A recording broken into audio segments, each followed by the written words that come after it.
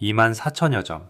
2971년 7월 5일 그 새벽 충남 공주 송산리 한 무덤 속에서 단 17시간 만에 쏟아져 나온 부장품 숫자입니다. 한국 고대사 최대 발굴이라는 영광 뒤에 학계 본인들이 평생 입을 다물지 않고 인정해온 그림자가 있습니다. 한국 고고학사 최대 졸속 발굴. 발굴 단장 김원룡 본인이 1981년 회고록에서 본인이 남긴 평가였고 한국 고고학계 99%가 같은 평가를 공식 자료에 남겼습니다. 그 새벽 무덤 속에서 도대체 무엇이 어떻게 쏟아져 나왔길래 55년이 지난 지금까지 한국 고고학 영역에서 평생 짚어지지 못하고 있는지 1971년 그 새벽의 진짜 정체를 한 장면씩 펼쳐드립니다. 1971년 7월 충남 공주는 장마철이었습니다. 공주시 송산동 일대에 위치한 송산리 고분군은 백제 왕족의 묘역으로 알려져 있던 곳이었습니다. 송산리 5호분과 6호분이 이미 발굴되어 백제 왕실 관련 유적임이 확인된 상태였습니다. 송산리 6호분은 그 시점까지 한국 고고학계 안에서 가장 정교한 벽화가 남아있는 백제 왕족 묘로 평가받던 유적이었습니다. 현실 내부 벽면에 사신도와 비슷한 벽화 흔적이 일부 남아있었고 정밀 보존 조치가 이미 진행 중인 상태였습니다. 문제는 그해 7월에 들이닥친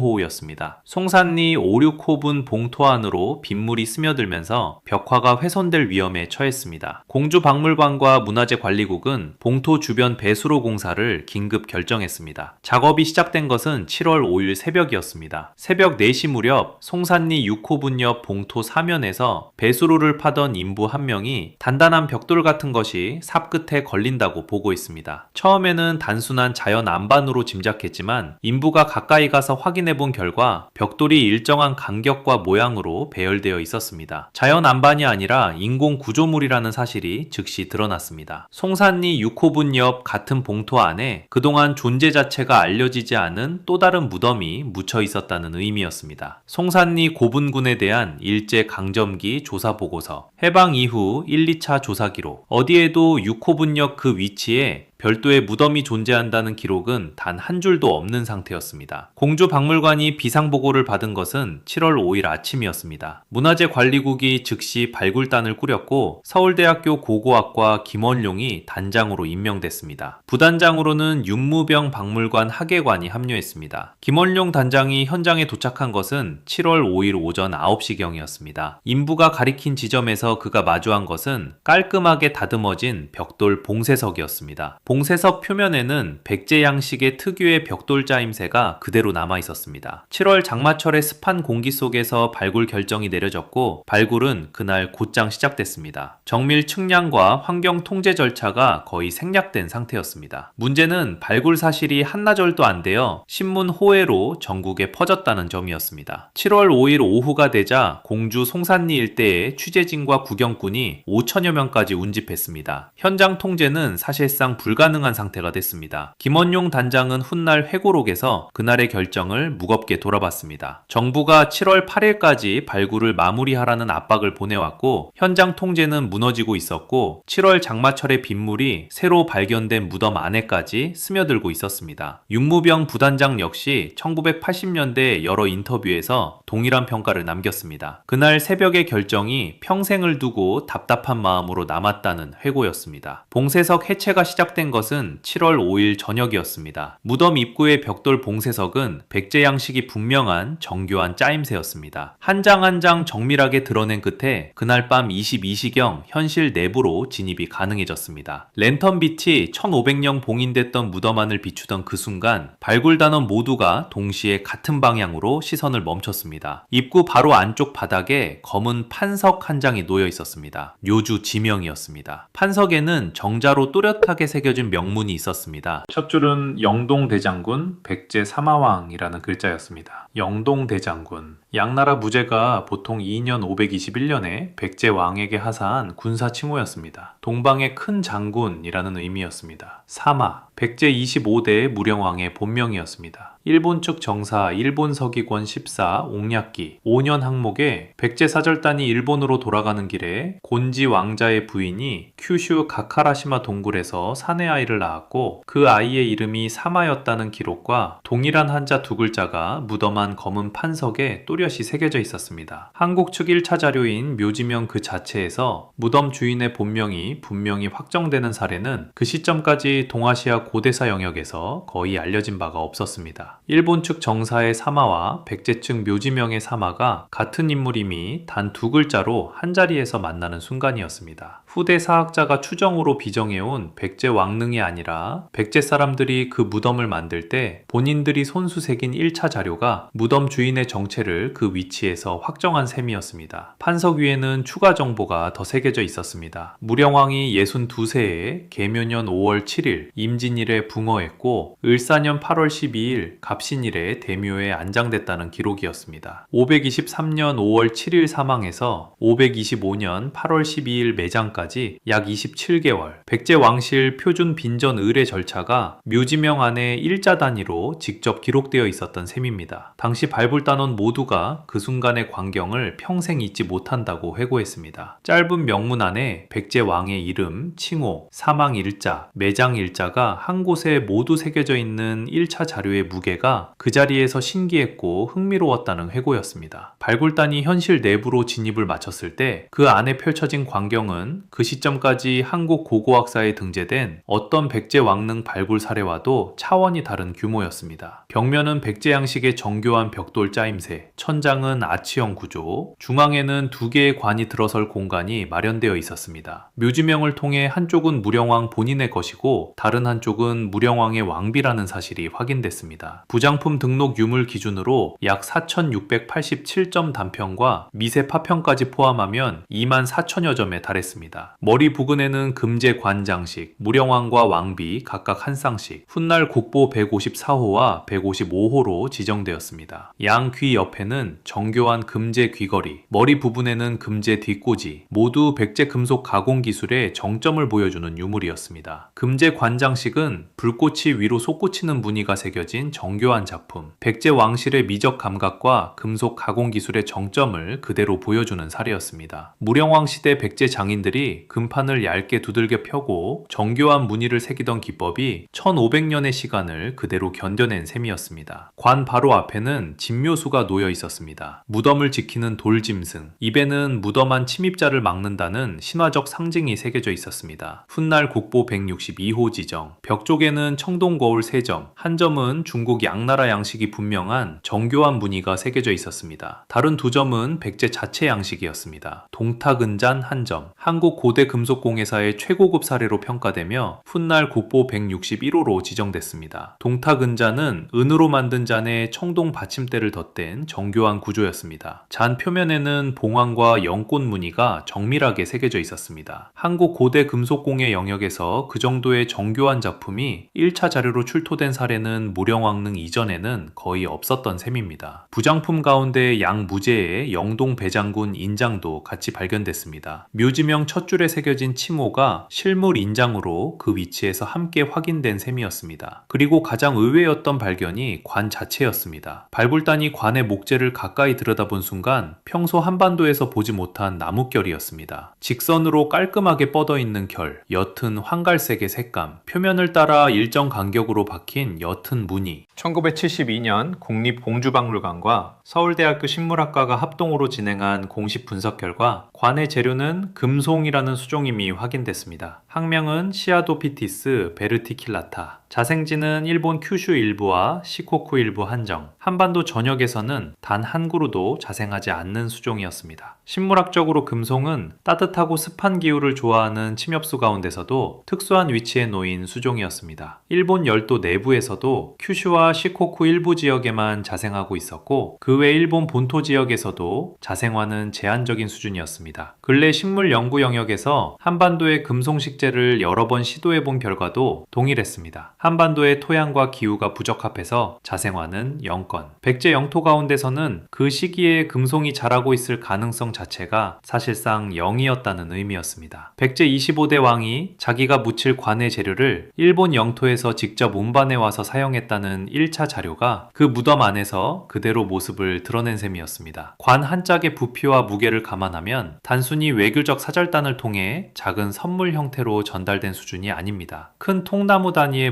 목재를 큐슈에서 백제 영토까지 운반해 와서 깎고 다듬어 관으로 가공한 셈이었습니다. 백제 왕실과 일본 영토 사이의 인적 물자 교류가 1500년 전 그 시기에 이미 그 정도 깊이로 진행되고 있었다는 의미였습니다. 부장품 안에 일본 야마토 양식 환두대도가 함께 발견된 점도 같은 맥락에 놓여 있습니다. 백제 왕실과 일본 외 사이에 단순한 외교 사절 교환을 넘어선 깊은 인적 교류가 있었음을 부장품이 그 위치에서 직접 증언하고 있는 셈이었습니다. 발굴단이 마주한 무령왕의 정체는 묘지명 두 글자만으로도 한일 양국의 1차 사료를 동시에 가로지르는 인물이었습니다. 521년 양무제로부터 영동 대장군 침우를 하사받은 인물, 양서와 삼국사기 양쪽 1차 사료에 분명히 기록되어 있었습니다. 동방의 큰 장군이라는 칭호는 양나라가 동아시아 변경에 강한 왕에게 하사하던 군사 호칭이었습니다. 무령왕 즉위 시점의 백제는 한성을 빼앗긴 직후 약 30년 동안 흔들리던 위기 상태였습니다. 고구려에게 한강 유역을 빼앗기고 웅진으로 도읍을 옮긴 직후에 불안정한 시기였습니다. 무령왕은 그 위기 상황을 정면 돌파한 군주였습니다. 백제 영토를 22개 거점으로 나눈 담로 행정체제를 도입했고 각 거점에 왕족과 측근을 바로 보내 지방 통제력을 회복했습니다. 농업 측면에서는 가뭄을 대비한 저수시설을 새로 정비했고 굶주린 백성에게 곡식을 풀어 민심을 안정시켰습니다. 양나라와 깊은 외교관계를 펼쳤고 동시에 일본 외와의 외교관계도 한층 두터워졌습니다. 22담로 체제는 백제 왕실이 한성 함락 위기 이후 잃어버린 지방 통제력을 회복하기 위해 도입한 행정개혁이었습니다. 22개 거점 도시에 왕족과 측근을 몸소 보내 지방을 재편한 흐름입니다. 양서에 그 행정체제가 그대로 기록되어 있었고 삼국사기에도 동일한 내용이 등재되어 있었습니다. 영동 대장군 인장이 1971년 그 무덤 속에 그대로 묻혀 있었다는 사실은 양서에 기록된 521년 양나라의 칭호 하사가 1500년 뒤에 1차 실물로 확정된 셈이었습니다. 후대 추정이 아니라 동시대 양나라가 직접 만들어보는 인장이 1500년의 시간을 견디고 그 위치에 잠들어 있었던 모습이었습니다. 27개월 빈전 의례, 일본 야마토 양식 환두대도, 일본 큐슈산 금송관, 1971년 7월 5일 그 새벽 무덤 안에서 펼쳐진 부장품들이 모두 양국의 인적 교류 강도를 무덤 안에서 그대로 증언하고 있었습니다. 학계의 답은 그 시점부터 지금까지 갈려있는 상태입니다. 한국 학계 일부는 무령왕릉의 부장품을 백제 자체의 외교 역량과 행정 정비의 결과로 풀이합니다. 22담로 체제, 양무제, 영동 대장군 칭호, 22년의 통치기간 동안 정비된 중흥의 군주가 자기 묘에 양국의 외교 결과물을 부장품으로 같이 묻은 양상이라는 시각이 한국 학계의 한 흐름, 일본 학계 일부는 동일한 부장품을 양국 외교 친선의 결과물로 풀이합니다. 무령왕이 일본 큐슈에서 태어나 자라다 백제 본국으로 돌아온 인물이었기 때문에